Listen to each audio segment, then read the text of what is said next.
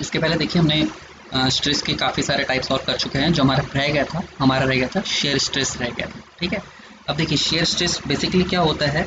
ये जो shear stress होता है ये इस प्रकार का स्ट्रेस होता है, ऐसा स्ट्रेस होता है जो कि जनरेट होता है किसके द्वारा, हमारा शेयर फोर्स के कारण ही क्या होता है, जनरेट होता है। शेयर फोर्स के कारण हमारा क्या होगा, जो स्ट्रेस जनरेट होता है वही क्या कहलाता है, हमारा शेयर स्ट्रेस कहलाता है, ठीक है। अब ये शेयर स्ट्रेस जो है इसे हमने क्या है दो भागों में जो है जो हमें पढ़ना होता है, ठीक है। पहला होगा हमारा क्या, डायरेक्ट शेयर स्ट्रेस। पहला होगा हमारा क्या, डायरेक्ट शेयर स्ट्रेस। दूसरा होगा हमारा टॉर्शनल, ठीक है, टॉर्शनल शेयर स्ट्रेस, ठीक है। इस टॉर्शनल शेयर स्ट्रेस को हम लोग कुछ कुछ जगह पर इनडायरेक्ट शेयर स्ट्रेस भी बोलते हैं। क्या बोलते हैं इसे, इनडायरेक्ट शेयर स्ट्रेस भी बोलते हैं, ठीक है। इनडायरेक्ट शेयर स्ट्रेस भी कहलाता है।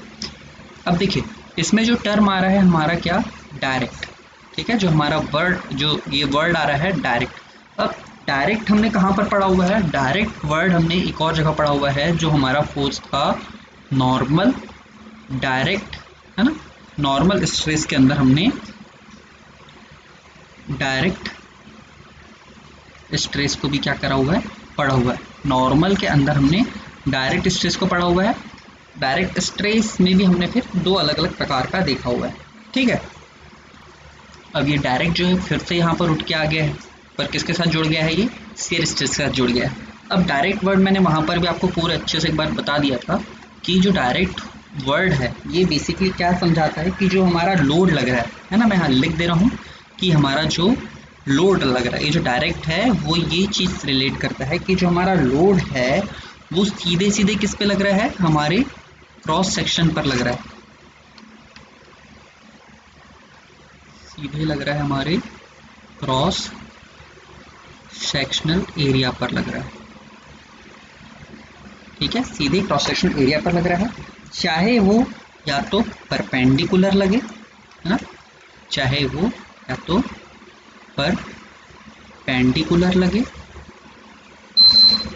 या फिर वो पैरेलल लगे, या फिर वो पैरेलल में लगे, ठीक है। पर लगना किस में चाहिए, सीधे क्रॉस सेक्शन पे लगना चाहिए। जैसे कि यहाँ पर एक मैं ऑब्जेक्ट बना रहा हूँ, है ना, यहाँ पर देखिए कि ये ऑब्जेक्ट है, ठीक। इस ऑब्जेक्ट का क्रॉस सेक्शन मान लीजिए ये है, ठीक है। इस ऑब्जेक्ट का क्रॉस सेक्शन मान लीजिए ये वाला है। तो मेरा जो फोर्स है, यदि वो फोर्स मेरा यहाँ पर लगा हुआ है, ठीक है, कुछ इस प्रकार से मेरा फोर्स P लगा हुआ है, तो ये क्या है, सीधे सीधे किस पे लग रहा है, हमारा क्रॉस सेक्शन पर लग रहा है। कैसे लग रहा है, यदि मान के चलिए मैं बात करूँ इस फोर्स को, यदि मैं यहाँ से कट कर दूँ, है ना, इस फोर्स के लिए इस सेक्शन को मैं यहाँ से कट कर दूँ, इस सेक्शन को क्या कर दूँ, मैं इस क्रॉस सेक्शन से ही कट कर दूँ, तो मैं इस डायग्राम को कुछ इस प्रकार से बना पाऊंगा।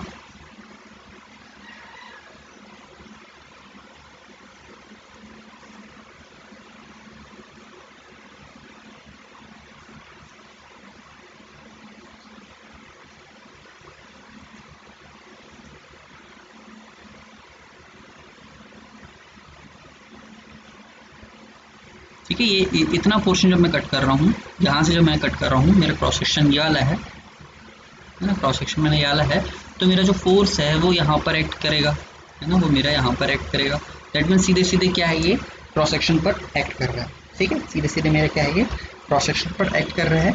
और ये कैसा लग रहा है अभी क्रॉस सेक्शन पर, ये जो अभी फोर्स लग रहा है, ठीक है, ये जो मेरा अभी जो फोर्स जो लग रहा है यहाँ पर देखिए क्रॉस सेक्शन से कैसा लग रहा है, ये परपेंडिकुलर लग रहा है। क्रॉस सेक्शन पे कैसा लग रहा है, ये परपेंडिकुलर लग रहा है ना, क्रॉस सेक्शन से कैसा लग रहा है, परपेंडिकुलर लग रहा है, ठीक है। और इनकेस यदि मेरा लोड, इनकेस यदि मेरा लोड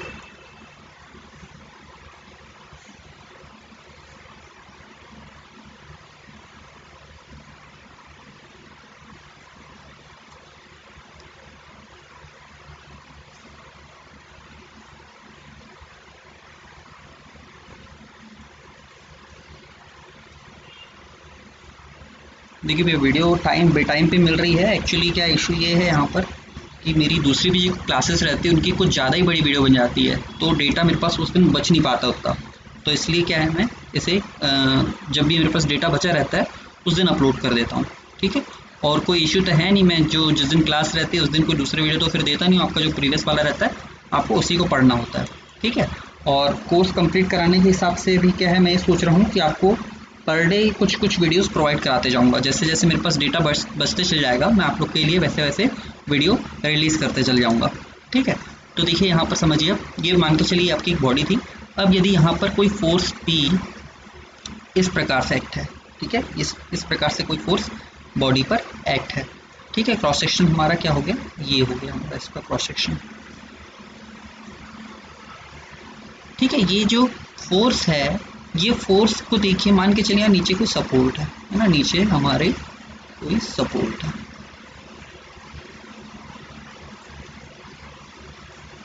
अब जब नीचे सपोर्ट है तो यहाँ से क्या होगी, हमारी रिएक्शन भी जनरेट होगी, यहाँ से हमारी रिएक्शंस भी जनरेट होगी, यहाँ से हमारी रिएक्शन भी जनरेट होगी। अब जब रिएक्शन जनरेट हो रही है, मैं केवल इतने पोर्शन की बात करूँ, मैं यदि अब केवल और केवल इतने पोर्शन की बात करूँ, है ना, इतने पोर्शन को मैं क्या कर रहा हूँ, अलग कर रहा हूँ, पृथक कर रहा हूँ।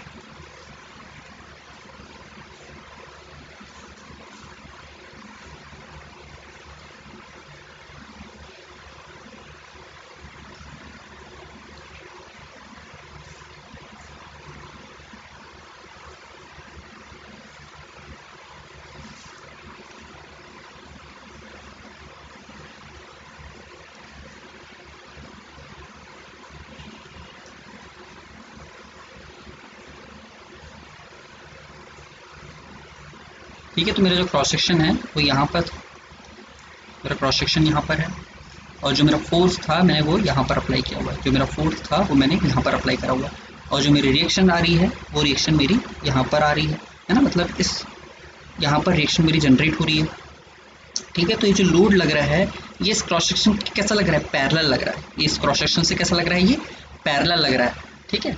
तो ये सीधे सीधे आप समझिए कि ये इस प्रकार के जब कभी लोड लगे जो कि सीधे क्रॉस सेक्शनल एरियाज के परपेंडिकुलर या पैरेलल हो या फिर इस पर सीधे लगे, है ना, तो वहाँ पर हमारा क्या आएगा, डायरेक्ट स्ट्रेस आएगा, चाहे वो शेयर हो या फिर नॉर्मल हो, है ना। तो ये मैंने आपको केवल अभी जो समझाया है, केवल डायरेक्ट को समझाया है कि कोई भी क्रॉस सेक्शन हो, है ना, किसी भी बॉडी का क्रॉस सेक्शन हो, यदि उस पर लगने वाला लोड या फोर्स उस क्रॉस सेक्शन पर सीधे लगे या उस पर परपेंडिकुलर लगे या उस पर पैरेलल लगे, तो वहाँ पर आपको डायरेक्ट वर्ड यूज़ करना होता है, ठीक है। मेन इस पे ध्यान रखना है कि फोर्स आपका परपेंडिकुलर होगा या तो वो क्या होगा, पैरेलल होगा, ठीक है। अब देखिए डायरेक्ट तो आपका क्लियर हो चुका है ना, मैं इसे कट करके यहाँ पर दिखा दिया। ये आपका एक बॉडी, इस बॉडी पे जो आपका लग रहा है, इस जो क्रॉस सेक्शन है इस पर ये जो किस प्रकार से लग रहा है, ये लग रहा है आपका पैरेलल लग रहा है। और ये यहाँ पर देखिए इस प्रकार से यहाँ पर क्या जाएगा, शेयर फोर्स डेवलप हो जाएगा, और शेयर फोर्स डेवलप हो गया तो आपका ये कौन सा हो जाएगा, आपका डायरेक्ट शेयर स्ट्रेस हो जाएगा। ये वाला कौन सा हो जाएगा, इस बॉडी पर डायरेक्ट शेयर स्ट्रेस हो जाएगा। इस बॉडी पर क्या आपका डायरेक्ट शेयर स्ट्रेस अवेलेबल होगा या नहीं होगा, ये आप लोग को मुझे बताना है। वैसे अभी मैं वीडियो को आगे एक्सप्लेन कर दूंगा, है ना, आप अभी वीडियो यहाँ पर पॉज करके खुद सोचिए कि होगा या नहीं होगा, ठीक है। मैं भी यहाँ कंटिन्यू में बता दे रहा हूँ। देखिए यहाँ पर एक्चुअली में क्या है कि हमारा जो फोर्स लग रहा है, ठीक है, हमारा जो फोर्स लग रहा है जब मैंने इसे क्रॉस सेक्शन के अलॉन्ग अलग करा, है ना, क्रॉस सेक्शन से क्रॉस सेक्शन के लिए मैंने जब इसे यहाँ पर अलग करा, इस वाले पोर्शन को जब मैंने यहाँ पर इसे ड्रॉ करा, तो मेरा जो फोर्स है ना, वो एक दूसरे से कैसा कर रहा है, एक दूसरे से मतलब कोई भी यहाँ पर कपल या फिर मूवमेंट जनरेट नहीं हो रहा है, या फिर ऐसा समझिए कि यहाँ पर किसी प्रकार का शेयर फोर्स वाली कंडीशन जनरेट नहीं हो पा रही है ना, शेयर फोर्स वाली मेरी कंडीशन यहाँ पर जनरेट नहीं हो पा रही है। यहाँ पर सिर्फ कौन सी कंडीशन जनरेट हो रही है, यहाँ पर मेरी आ रही है नॉर्मल वाली आ रही है, जिसमें मेरा क्या है, डायरेक्ट है, या तो एक्सियल हो सकता है या फिर एसेंट्रिक हो सकता है। यहाँ पर मुझे क्या दिख रहा है, टेंशन दिख रहा है, ठीक है। तो मेरा क्या आएगा यहाँ पर, या तो एक्सियल होगी तो एक्सियल, है ना, डायरेक्ट एक्सियल होगा तो डायरेक्ट एक्सियल, हमारा किस में है, ये हमारा टेंशन में है तो टेंशन स्ट्रेस होगा यहाँ पर, है ना। हमारा यहाँ पर शेयर स्ट्रेस नहीं होगा, इस केस में हमारा शेयर स्ट्रेस डेवलप नहीं होगा, डायरेक्ट शेयर स्ट्रेस तो उत्पन्न होगा नहीं। जब शेयर स्ट्रेस ही नहीं होगा तो डायरेक्ट शेयर तो उत्पन्न होने की बात ही नहीं होती। जब हमारा फोर्स कैसा लग रहा है, क्रॉस सेक्शन के परपेंडिकुलर लग रहा है। हाँ, जब हमारा फोर्स क्रॉस सेक्शन के पैरेलल लग रहा है तब हमारा शेयर स्ट्रेस जनरेट होगा, और जब डायरेक्ट सीधे उस पर लग रहा है, क्रॉस सेक्शन पर लग रहा है, कैसा लग रहा है, पैरेलल, ठीक है, कैसा लग रहा है, पैरेलल जब लग रहा है फोर्स, यदि सीधे पैरेलल लग रहा है हमारे क्रॉस सेक्शन पे, तब जाकर वहां पर जो स्ट्रेस जनरेट होगा वो होगा डायरेक्ट शेयर स्ट्रेस, ठीक है। कौन सा होगा, डायरेक्ट शेयर स्ट्रेस होगा। अब बात कर लेते हैं हमारा इनडायरेक्ट या फिर टॉर्शनल शेयर स्ट्रेस की, ठीक है, इनडायरेक्ट या टॉर्शनल शेयर स्ट्रेस की। और बात आती है इसमें लिखने विखने का जो भी है, वैसे तो मुझे लगता नहीं कि लिखने वाली एग्जाम होगी, है ना। यदि आपको ढेर सारा वैसे मटेरियल नेट पे मिल जाएगा आपको, है ना। हाँ, यदि फिर भी आप उससे नहीं खोज पा रहे अच्छा मटेरियल, और अच्छा मटेरियल मिल जाएगा आपको, टेंशन मत लो उसमें, है ना, लिख लेना आप लोग। और जो बोल रहा हूँ इसी को लिख दोगे तो यही चीज़ सफिशिएंट आपके लिए, है ना। तो देखिए मैं सिर्फ टॉर्शनल शेयर स्ट्रेस को यहाँ पर बता दे रहा हूँ, टॉर्शनल शेयर स्ट्रेस क्या होता है। और डायग्राम जो मैं बना रहा हूँ आपको ऐसे ही बना लेने हैं, और यही शॉर्ट में आप लोग लिख लीजिएगा कॉपी में, ऐसा थ्योरी समझ करके, ठीक है, ऐसा थ्योरी समझ करके इसे ही आपको लिखना है, ताकि आपको याद रहे कि एक्चुअल में डायरेक्ट क्या है ना, और इनडायरेक्ट क्या क्या चीज़ होती है, ठीक है। तो मैं किससे बता रहा हूँ यहाँ पर, टॉर्शनल शेयर स्ट्रेस के बारे में बात करते हैं, ठीक है। टॉर्शनल शेयर स्ट्रेस, देखिए यहाँ पर टॉर्शनल का जो मतलब है, यहाँ पर हम एक और मतलब निकाल लेते हैं, क्या, इनडायरेक्ट, ठीक है। अब यहाँ पर मानिए एक ऑब्जेक्ट मेरा कुछ इस प्रकार से, एक मिनट, है ना, मेरा ऑब्जेक्ट कुछ इस प्रकार से फिक्स है, उसका एक एंड कैसा है, फिक्स है, और अदर एंड में क्या है, फ्री है, ठीक है। अब इसमें कोई मूवमेंट लग रहा है, इस पर कोई मूवमेंट एम इस पर अप्लाई हो रहा है, ठीक है, इस पर कोई मूवमेंट अप्लाई हो रहा है। मान के चलिए इसका क्रॉस सेक्शन जो है सर्कुलर है, ठीक है, मान के चलिए इसका जो क्रॉस सेक्शन है, यदि मैंने इसे यहाँ से कट करके देखा तो मुझे इसका जो क्रॉस सेक्शन मिल रहा है वो कैसा मिल रहा है, मुझे सर्कुलर मिल रहा है ना। ये इसकी एक एक्सिस और ये दूसरी एक्सिस मान के चलिए, है ना। अब जो मोमेंट लग रहा है ये कपल के फॉर्म में लगेगा, जो मोमेंट लग रहा है वो कैसा लग रहा है, कपल के फॉर्म में लगेगा। दैट मीन्स क्या होगा, ये इसके बाह्य सरफेस पे लगेगा, बाह्य सतह पर लगेगा, बाह्य सतह पर लगेगा, है ना। तो ये जो फोर्स है, एक फोर्स की डायरेक्शन ऐसी होगी और एक फोर्स की डायरेक्शन इस प्रकार की होगी, ठीक है। फोर्स की डायरेक्शन कैसी है, अपोजिट है, तब तो जाके कपल होगा, और जब कपल है दैट मीन्स क्या है, ये मोमेंट अपन कंसीडर कर सकते हैं। हमने मोमेंट को कंसीडर किस में कर लिया है, कपल में कंसीडर कर लिया है, ठीक है, ताकि समझाने में मुझे आसानी हो, ठीक। तो यहाँ पर देखिए क्रॉस सेक्शन जो था मेरा, ये वाला क्रॉस सेक्शन था ना, कलर चेंज कर देता हूँ मैं क्रॉस सेक्शन का, ये मेरा क्या था, क्रॉस सेक्शन था, यहाँ से मैंने कट करा था तो मुझे ये वाला क्रॉस सेक्शन मिला था। अब इस क्रॉस सेक्शन के जो फोर्स लग रहे हैं, ये क्रॉस सेक्शन के लिए ये जो फोर्स लग रहे हैं, इस क्रॉस सेक्शन से कैसे हैं, ये पैरेलल तो हैं, इस क्रॉस सेक्शन के कैसे हैं, पैरेलल तो हैं, ठीक है, पैरेलल हैं। बट क्या दिक्कत है इसमें, ठीक है, दिक्कत क्या है इसमें, दिक्कत नहीं, अंतर देखिए इसमें क्या अंतर है, इसमें जो अंतर है मेन, यहाँ पर देखिए गौर से देखिए, ध्यान से देखो कि ये जो फोर्स जो है, ये जो फोर्स जो दिख रहा है आपको, इसकी जो लाइन ऑफ एक्शन है, इसकी जो लाइन ऑफ एक्शन है, ये बॉडी के क्रॉस सेक्शन पर सीधे नहीं लग रही है, इस बॉडी के क्रॉस सेक्शन पर सीधे नहीं लग रही है ना, नहीं लग रही है। जबकि इसके पहले वाला जो हमने ऑब्जेक्ट बनाए थे, है ना, जबकि इसके पहले जो ऑब्जेक्ट बनाए थे, मैं क्विकली बना लेता हूँ इसे,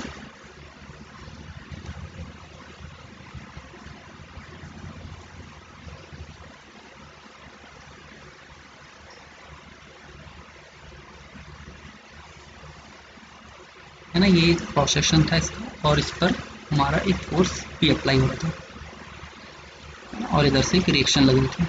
तो यहाँ पर देखिए कि ये जो बॉडी है ना, ये जो मेरा फोर्स अप्लाई हो रहा है, इसकी जो लाइन ऑफ एक्शन है ये कहाँ से जा रही है, ये बॉडी से, इस ऑब्जेक्ट की बॉडी से पास हो रही है ना, इस बॉडी के, इस ऑब्जेक्ट की बॉडी से पास हो रही है, ठीक है। ऐसा नहीं है कि ये यहाँ पर कहीं कॉर्नर एज पे लगा हुआ है ना, एज पे भी लगा हुआ भी होगा, तो ये बिल्कुल आप इसे समझिए कि क्रॉस सेक्शन जो है, क्रॉस सेक्शन से इसकी एक्सिस पास नहीं हो रही। कौन सी एक्सिस? लाइन ऑफ एक्शन वाली जो है, जो लाइन ऑफ एक्शन है इसकी, वो इसके क्रॉस सेक्शन से पास नहीं हो रही है। यहाँ पर देखिए कुछ दूरी, इसकी जो बॉडी है इसके क्रॉस सेक्शन से कैसा है, काफ़ी डिस्टेंस मेंटेन करके हमारी इसकी फोर्स की लाइन ऑफ एक्शन जा रही है। ठीक है, दैट मीन्स इसे हम कह सकते हैं कि ये जो इस प्रकार का जो है, ये इसमें कौन सा जनरेट होगा हमारा? इनडायरेक्ट शेयर स्ट्रेस जनरेट होगा। ठीक है, कौन सा जनरेट होगा हमारा?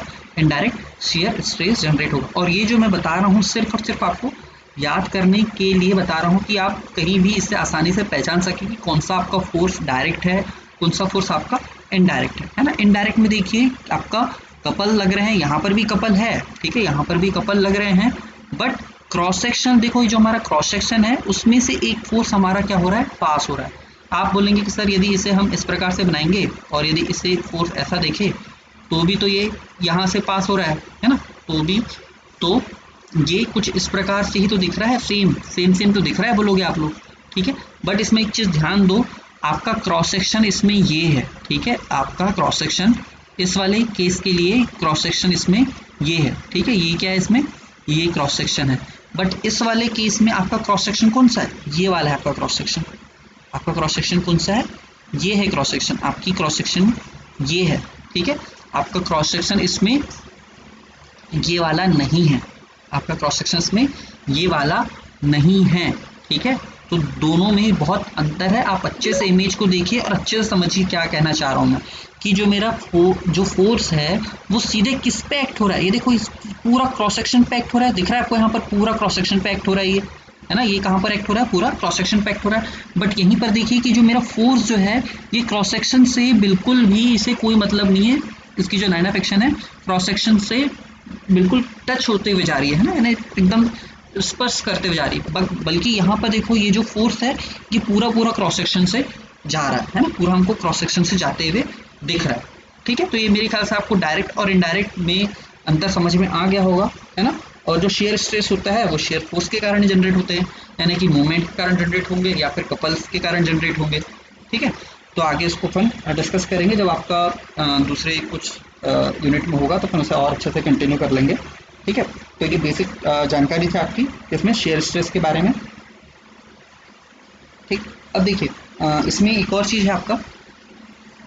अब वो क्या है, ये देखिए कि आपका जो भी लोड आप लगा रहे हो, ठीक है, जो आप लोड लगा रहे हो और जिस क्रॉस सेक्शन पर लगा रहे हो, और जिस क्रॉस सेक्शन पर लगा रहे हो, उन दोनों को देखकर, ठीक है, उन दोनों को देखकर आप ये अंदाज़ा लगा सकते हो कि जो भी ऑब्जेक्ट आपके पास दिया हुआ है, इन दोनों को देखकर आप ये अंदाज़ा लगा सकते हो, क्रॉस सेक्शन और लोड को देखते हुए आप ये अंदाज़ा लगा सकते हो कि जो भी ऑब्जेक्ट दिया गया है जिस पर लोड अप्लाई हो रहा है उस पर जो स्ट्रेस डेवलप होगा वो डायरेक्ट होगा, डायरेक्ट स्ट्रेस जनरेट होगा उस पर, या फिर उस पर इनडायरेक्ट स्ट्रेस जनरेट होगा।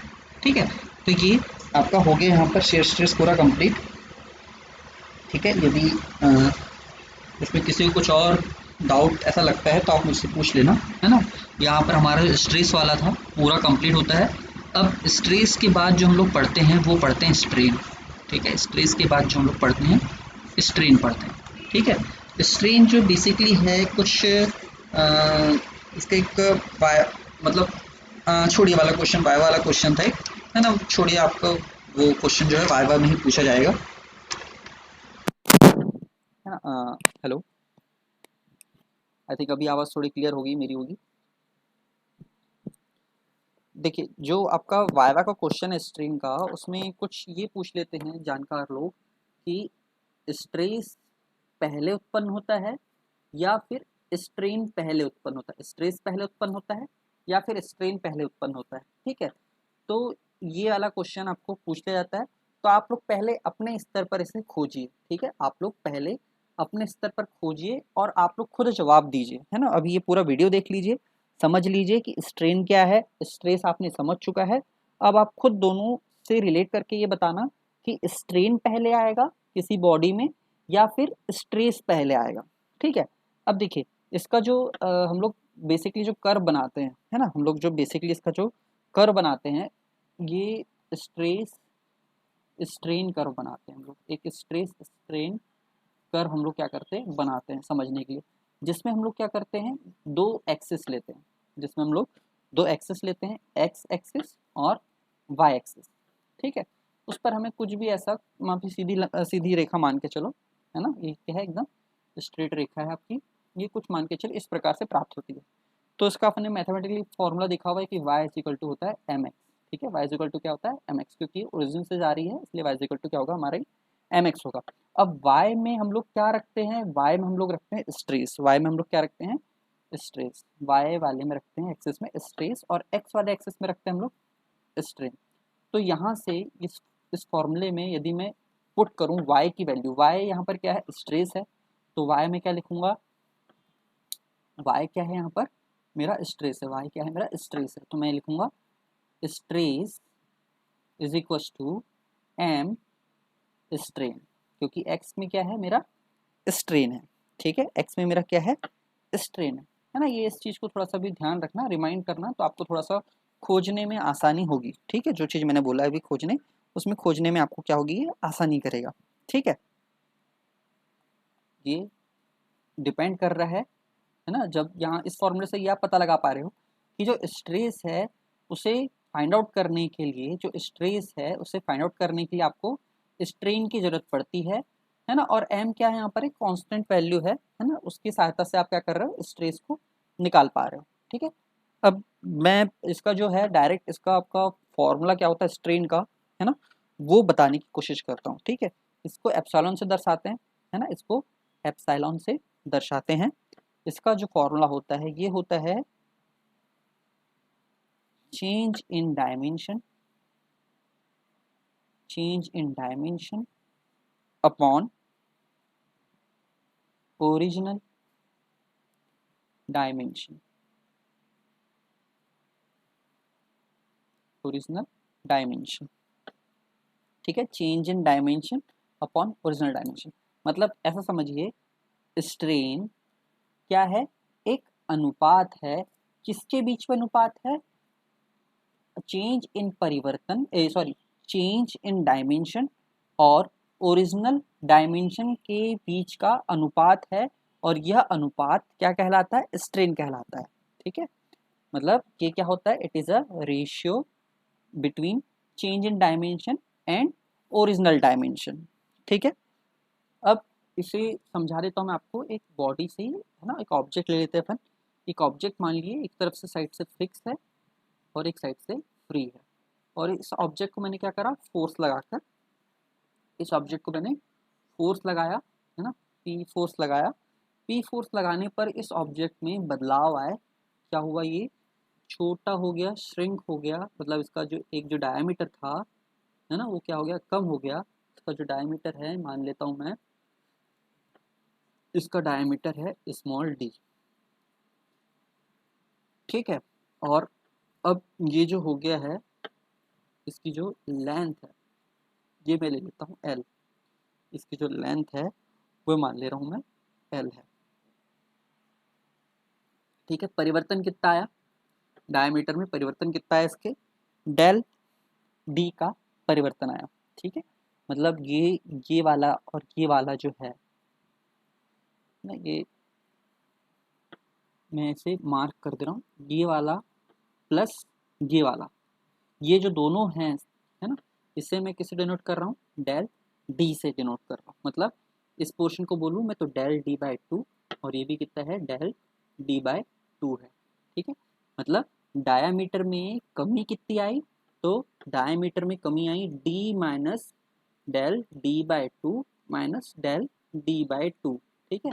तो del D by two, del D by two कितना हो जाएगा, डेल डी हो जाएगा। मतलब मेरा आंसर जो आएगा, कमी जो होगी वो कितनी होगी, डी माइनस डेल डी कमी होगी किसमें, मेरे इस ऑब्जेक्ट के डायमीटर में, है ना। एक डायमेंशन मान लीजिए या डायमीटर ही ले लीजिए अभी, ठीक है। ये इसको जो है इसका क्रॉस सेक्शन मान लो ना, यदि मैं इसे यहाँ से कट करूँ, यदि इसे मैं यहाँ से कट करूँ तो मुझे ये एक सर्कुलर शेप में नज़र आया, इसका क्रॉस सेक्शन कैसा है सर्कुलर है, ठीक है। इसका जो पहले जो डाया था, मतलब जो इनिशियल जो डायमीटर था वो कितना था डी था, अब कितना हो गया है, अब फोर्स लगने के कारण इसका जो है इसमें कमी आ गई है, और ये कमी आने के बाद ये जो है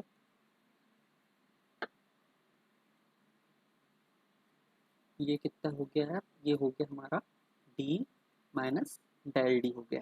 ठीक है, ये कितना हो गया, डी माइनस डेल डी हो गया। अब लेंथ को देखिए कि लेंथ में यहाँ पर क्या हो गई, बढ़ोतरी हो गई। लेंथ में क्या हो गई है, जो लेंथ में बढ़ोतरी हुई, कितनी बढ़ोतरी है, डेल एल क्या हुई है, इसमें बढ़ोतरी हुई है। ठीक है, तो अब सुनिए ध्यान से कि कोई भी ऑब्जेक्ट को जब मैं फोर्स लगा करके खींचता हूँ, कोई भी ऑब्जेक्ट को जब मैं फोर्स लगाकर उसे खींचता हूँ तो उसके शेप में परिवर्तन आएगा, है ना। ये पहले एक ऑब्जेक्ट था, उसको मैंने क्या करा, फोर्स लगा करके खींचा। ठीक है, फोर्स लगा कर खींचा तो क्या हो गया, पतला हो गया, पर उसकी लेंथ क्या हो गई, बढ़ गई। ठीक है, पतला हो गया पर उसकी जो लेंथ थी क्या हो गई, बढ़ गई। डायमीटर कैसा हो गया, कम हो गया, बट लेंथ क्या हो गई, बढ़ गई। दैट मीन्स वहां पर क्या हो रहा है, स्ट्रेन उत्पन्न हो रहा है। यानी कि इसे ऐसे समझिए, है ना, मैं इसकी एक डेफिनेशन आपको लिखवा दे रहा हूँ, वो डेफिनेशन लिख लेना। मैं यहाँ टॉप में लिख दे रहा हूँ इसकी डेफिनेशन। डिफॉर्मेशन पर यूनिट, डिफॉर्मेशन पर यूनिट, है ना, पर यूनिट लेंथ कहें फिर, या यहाँ पर डाया कहें, या फिर कोई दूसरी चीज कहें। डिफॉर्मेशन पर यूनिट मैं क्या लिख दे रहा हूँ, डायमेंशन लिख दे रहा हूँ। डिफॉर्मेशन पर unit dimension is known as strain. ठीक है, डायमेंशन में क्या क्या चीज आ सकती है, आपकी लेंथ आ सकती है ना, आपका डायमीटर आ सकता है, ठीक है, आपकी हाइट आ सकती है, आपकी डेप्थ आ सकती है। ठीक है, ये सारी चीज़ें आ सकती है यदि 2D की बात की जाए तो, है ना। और यदि 3D की बात की जाए तो यहाँ पर आपका वॉल्यूम भी कंसीडर किया जाता है। क्या कंसीडर किया जाता है, वॉल्यूम, यदि 3D कंसीडर किया जाए तो। ठीक है, आपको ये डेफिनेशन याद रखनी है ना, ये फॉर्मूला याद रखना है। मेन आपको ये वाला फॉर्मूला याद रखना है, change in dimension upon original dimension. अब देखो, अब जो इस वाले ऑब्जेक्ट पर वापस आ जाओ, है ना, इस वाले ऑब्जेक्ट को देखिए। इस वाले ऑब्जेक्ट के लिए यदि मैं स्ट्रेन निकालूं, इस वाले ऑब्जेक्ट के लिए मैं क्या निकालूं, स्ट्रेन निकालूं। इस वाले पर्टिकुलर ऑब्जेक्ट के लिए क्या निकाल रहा हूँ मैं, स्ट्रेन निकाल रहा हूँ। क्या है, इतनी कलर चेंज कर ले रहा हूँ पेन की, मुझे ही खुद ही समझ में नहीं आ रहा है कि मुझे किससे लिखना चाहिए। बहुत यहाँ दिक्कत हो रही है मुझे। ठीक है, क्योंकि प्रॉपर सही पेन कलर का चूज नहीं हो पा रहा है यहाँ पर। देखो, जो स्ट्रेन है मेरा, मैं निकालूं यदि लेंथ के अलॉन्ग निकालूं, यदि मैं स्ट्रेन निकालूं लेंथ के अलॉन्ग निकालूं, ठीक है,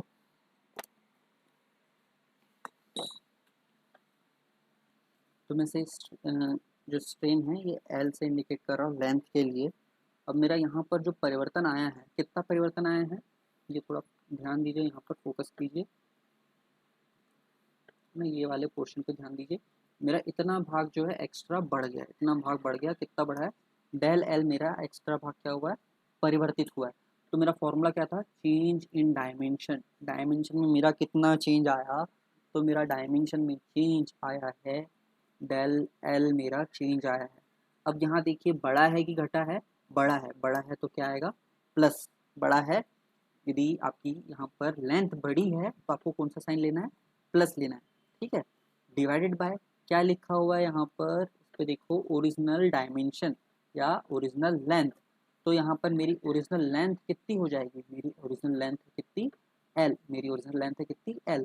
ठीक है, तो मेरा यहाँ से जो है स्ट्रेन निकल गया, है ना, स्ट्रेन निकला किसके रिस्पेक्ट में, लेंथ के रिस्पेक्ट में मेरा क्या निकल गया, स्ट्रेन निकल गया।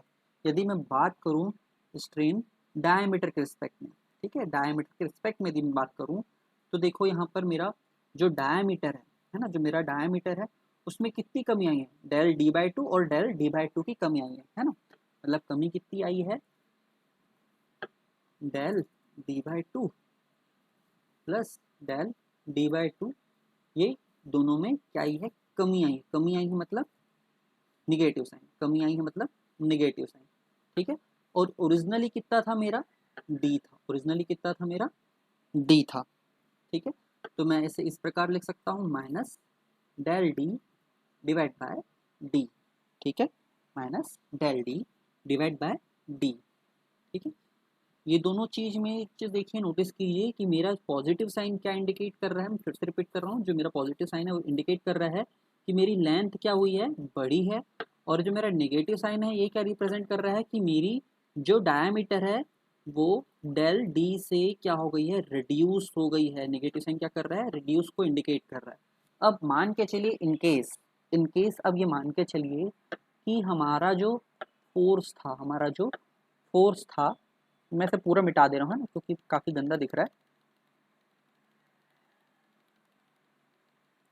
ये लिख लेना सब।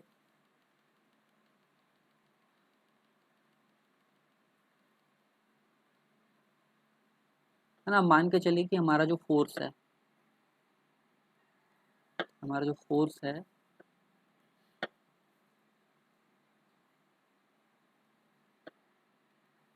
वो पी फोर्स है, और ऑब्जेक्ट ये जो ब्लू वाला जो दिख रहा है आपको, ये ब्लू वाला ऑब्जेक्ट है। ठीक है, जो ब्लू कलर के पेन से बनाया हूं, ये मेरा क्या है, ऑब्जेक्ट है। ये इस ऑब्जेक्ट पर मेरा लोड लग रहा है पी, कंप्रेशन लोड लग रहा है। ठीक है, कंप्रेशन लोड लगा तो मेरी पहले जो लेंथ थी, जो मेरी जो एक मिनट, जो मेरी पहले लेंथ थी, ये थी पूरी टोटल एल, ये थी पूरी टोटल एल।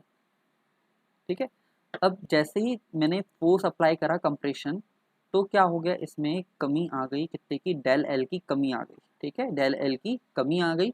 और जो डायमीटर मेरा पहले डी था, और जो मेरा डायमीटर पहले जो कितना था, डी था, जो मेरा डायमीटर ये यहाँ से यहाँ तक की जो दूरी थी मेरे डायमीटर की कितनी है, डी थी। अब उसमें क्या हो गई, बढ़ोतरी हो गई है, डेल डी से कैसे हो गई है, बढ़ोतरी हो गई है ना। या मैं दोनों तरफ की बात करूँ तो एक तरफ डेल डी बाई टू और एक तरफ डेल डी बाई टू की क्या हो गई है, बढ़ोतरी हो गई है जब मैंने फोर्स लगाया। तो यहाँ पर जब मैं स्ट्रेन निकालूँ लेंथ के लिए, तो मेरा लेंथ के लिए स्ट्रेन कितना होगा, change in dimension, change in dimension मतलब डेल एल, ओरिजिनल डायमेंशन कितना था, ओरिजिनल डायमेंशन एल था। अब क्या हुआ है इसमें, इसकी लेंथ कैसी हुई है, कम हुई है। कम हुई है मतलब हमें यहाँ पर माइनस साइन यूज करना होगा। ठीक है, उसी प्रकार मैं ये डायमीटर के लिए निकालूँ, तो मेरा जो डायमीटर था पहले कैसा था, पहले कम था है ना, अब कैसा हो गया, बड़ा है। तो कितना बड़ा है, मेरा डायमीटर बड़ा है। मैं डायरेक्ट लिख रहा हूँ यहाँ पर, डेल डी मेरा डायमीटर क्या हुआ है, बड़ा है। और जो पहले का था वो कितना था, डी था। ठीक है, तो ये हर अलग अलग कंडीशन में दिखाता है आपका साइन कि उसमें इंक्रीमेंट हुआ है कि डिक्रीज हुआ है। ठीक है, उसमें बढ़ोतरी हुई है, कमी हुई है, ये आपका साइन यहाँ पर दिखा देता है, इंडिकेट कर देता है। ठीक है, अब देखिए ये काफ़ी लंबा हो गया है वीडियो है ना, पर इसमें छोटी छोटी और कुछ मैं चीज़ें लिख दे रहा हूँ इसमें। अब जो हमारा स्ट्रेन है, ठीक है, अब जो हमारा स्ट्रेन होता ये इसे कुछ कुछ जगह पर हम कहते हैं जीरो यूनिट होता है ना, जीरो यूनिट होता है, या यूँ कहें इसे हम यूनिट लेस कहते हैं, है ना, जीरो यूनिट होता है, यूनिट लेस कहते हैं, डायमेंशन लेस कहते हैं, डायमेंशन लेस कहते हैं, या फिर इसे हम क्या कह देते हैं, नो यूनिट कह देते हैं। ठीक है, स्ट्रेन जो होती है हमारी, स्ट्रेन जीरो यूनिट कहलाती है, यूनिट लेस कहलाती है, डायमेंशन लेस कहलाती है, या नो यूनिट कहलाती है। ठीक है, इन चारों में से किसी भी एक शब्द को आप यूज कर सकते हो। ठीक है, इसके साथ साथ जो हमारी स्ट्रेन होती है, इसके साथ साथ जो हमारी स्ट्रेन होती है, अब भी हमने देखा है कि वो या तो पॉजिटिव हो सकती है, या फिर वो क्या हो सकती है, नेगेटिव हो सकती है ना। कहाँ पर देखा है, तो यहाँ देखो, ये देखा है, पॉजिटिव हो सकती है या फिर क्या हो सकती है, नेगेटिव हो सकती है। तो पॉजिटिव हो सकती है तो नेगेटिव हो सकती है। ठीक है, अब किसी को भी समझ में नहीं आ रहा है कि सर ये यूनिट लेस कैसे हो गई, तो यहाँ देखो कि मेरी ये क्या थी, डेल डी थी, है ना, डायमीटर था एमएम में ही होगा, डायमीटर था एमएम में ही होगा। और ये क्या है, डी भी है मेरा, किस में, डायमीटर डी है, ये भी किस में होगा, एमएम में होगा। तो एक एमएम से एक एमएम कैंसिल हो गया। दैट मीन्स क्या होगा, जब एमएम से एमएम कैंसिल हो गया तो वहाँ कोई यूनिट ही नहीं बची। अब यूनिट नहीं बची तो ये क्या हो जाएगा, वो यूनिट लेस हो गया, या फिर डायमेंशन लेस हो गया, या फिर नो यूनिट है उसमें, या फिर वो जीरो यूनिट का। ठीक है, अब अगला जो पॉइंट है इसका, जो स्ट्रेन होता है, जो स्ट्रेन होता है वो हमारा 2D और 2D एंड 3D दोनों ऑब्जेक्ट के लिए हम इसे क्या कर सकते हैं, निकाल सकते हैं। या फिर ये समझिए 2D और 3D दोनों में ये क्या होता है, विद्यमान होता है स्ट्रेन हमारा। ठीक है, अभी नेक्स्ट वाली वीडियो पे इसको डिस्कस करेंगे। ठीक है, और जो स्ट्रेन जो होता है, और जो हमारा स्ट्रेन होता है, इसे हम लोग जो मेज़र करते हैं, स्ट्रेन को जो हम लोग जब मेज़र करते हैं, वो हमेशा करते हैं किसमें, परसेंटेज के फॉर्म में मेज़र करते हैं। ठीक है, जो हम स्ट्रिंग को मेज़र करेंगे, परसेंटेज के फॉर्म में मेज़र करेंगे। जैसे मान के चलिए कि कोई ऑब्जेक्ट था, है ना, जो जिसकी इनिशियल लेंथ थी 100 mm। ठीक है, अब क्या हुआ, इस पर टेंसाइन फोर्स P लगा, जिसके कारण इसका जो शेप था चेंज हो गया, इसमें लेंथ इंक्रीज हो गई, कितनी बढ़ गई, 10 mm इसकी लेंथ बढ़ गई। ठीक है, 10 mm इसकी क्या हो गई, लेंथ बढ़ गई। तो जो मेरा स्ट्रेन निकलेगा, ठीक है, वो क्या कितना निकलेगा, 10 डिवाइड बाय 100। कितनी इंक्रीमेंट हुई है, 10 की इंक्रीमेंट हुई, दैट मीन्स प्लस, ठीक है, डिवाइड बाय 100। तो इसे मैं क्या है इस प्रकार से लिखूंगा, क्या इसे मैं क्या इस प्रकार से लिखूंगा, क्या इसे मैं इस प्रकार से लिखूंगा, क्या देखो इधर देखो अभी क्या बताया मैंने, इसे अपने को परसेंटेज के फॉर्म में लिखना होता है। तो मैं इसे किस में कन्वर्ट करूंगा, इसे मैं कन्वर्ट करूंगा परसेंटेज के रूप में कन्वर्ट करूंगा। तो आप लोग मुझे आंसर बताएंगे कि ये कितना परसेंट आएगा, है ना। इसे जब कन्वर्ट करूंगा परसेंट में तो इसकी वैल्यू कितनी होगी, आप लोग को मेरे को आंसर के रूप में बताना है। ठीक है, अगला जो है इसमें देखो कुछ कुछ जो हमारे मटेरियल होते हैं उसकी यहाँ डायरेक्ट वैल्यू लिख दे रहा हूँ मैं, कि 5% के बराबर या फिर उससे ज़्यादा जब स्ट्रेन आए तो कौन सा मटेरियल होगा, है ना। हमारा यदि 5% से कम स्ट्रेन आए तो किस प्रकार का मटेरियल होगा। ठीक है, तो यहाँ पर मैं लिख दे रहा हूँ, यदि हमारा स्ट्रेन स्ट्रेन यदि हमारा स्ट्रेन बराबर हो या बड़ा हो, किससे, 5% से बराबर हो या फिर बड़ा हो स्ट्रेन 5% से, तो जो हमारा मटेरियल है जिसके लिए हमने स्ट्रेन निकाला हुआ है, जिसकी वैल्यू 5 से अधिक आ रही है, 5 के बराबर आ रही है, वो मटेरियल डक्टाइल मटेरियल होगा। वो मटेरियल कौन सा मटेरियल होगा, डक्टाइल मटेरियल होगा। ठीक है, और जब हमने किसी मटेरियल के लिए स्ट्रेन निकाला है जिसकी वैल्यू 5 से कम है, जिसकी वैल्यू 5 से कम है, तो वो कौन सा मटेरियल होगा, आपका ब्रिटल मटेरियल होगा। ठीक है, कौन सा मटेरियल होगा, ब्रिटल मटेरियल होगा। ठीक है, आप इतना देखिए, फिर इसके बाद अपन नेक्स्ट वीडियो पब्लिश करते हैं।